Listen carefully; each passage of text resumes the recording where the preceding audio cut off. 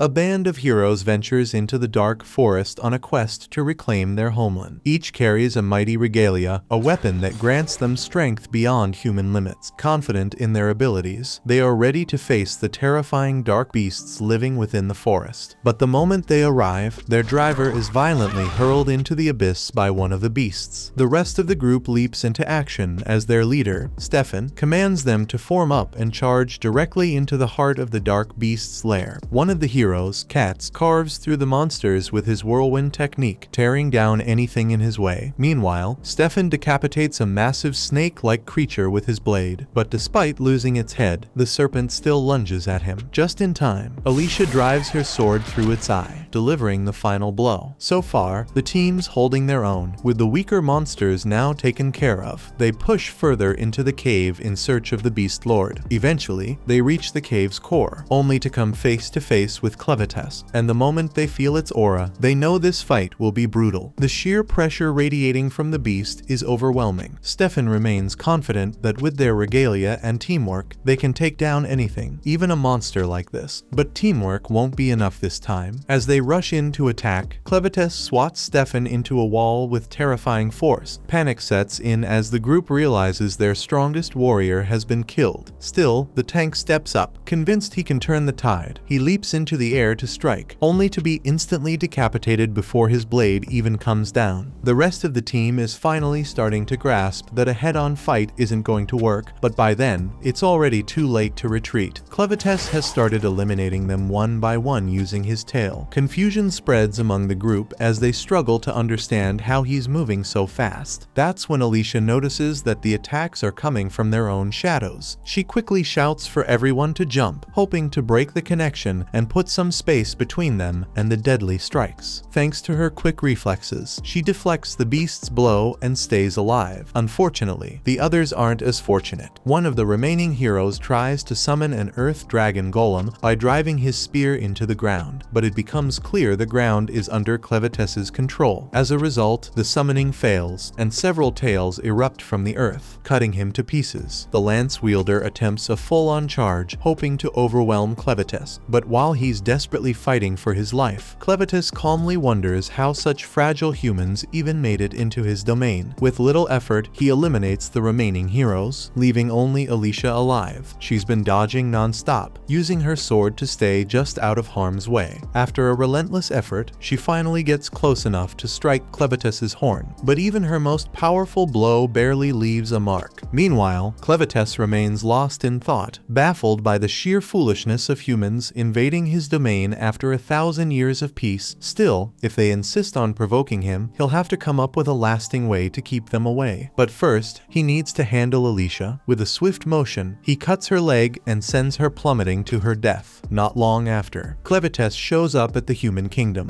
Burning with vengeance, he had no intention of interfering with the human world, as long as they stayed out of his, but they couldn't resist trying to invade his territory based on what the heroes said before the battle. It was the king of Haydn who sent them. So now, Clevites intends to pay the king a visit and have a serious word with him about it. The kingdom's archers quickly respond to the threat and prepare to take down Clevites, but as expected, their arrows are completely useless against him. Still, despite the obvious gap in power, they keep firing as if it might somehow make a difference. Clevites originally planned to ignore the rest of the humans. He only came for the king, but now that they've chosen to attack him, he mercilessly cuts them down as he makes his way to the castle. The castle guards scramble to ready their defenses, turning their catapults toward Clevites. But just like the archers' attacks, their weapons are completely ineffective. Clevites tears through the castle walls like they're made of paper. Inside the castle, a guard rushes to warn the king about Clevites' assault, but the king has already heard the destruction unfolding outside and knows exactly what's happening. The heroes he sent clearly failed, and it's obvious now that the weapons of Haydn weren't ready to take down Clevites. He understands the Clevites is likely coming straight for him, and there's no point in trying to escape. Clevites would find him no matter where he went. Still, even if death is inevitable, the king is determined to seal off the forge and ensure the flames of Haydn never die out. Meanwhile, outside the castle, Clevites is confused by how weak these humans are compared to the heroes who confronted him earlier. At first, he assumed they might have undergone some kind of elite training, but after the castle's guards launch metal ballistas at him, he realizes that their strength came from their weapons. Reflecting on the battle, he remembers how Alicia's sword, despite doing minimal damage, managed to leave a mark on his horn, something that should have been impossible. Though humans are little more than insects to him, even an insect armed with such a weapon could pose a threat. Realizing this, Clevitus decides he must investigate the source of their power. Meanwhile, deep within the castle, the king makes his way to inspect the Forge of Haydn.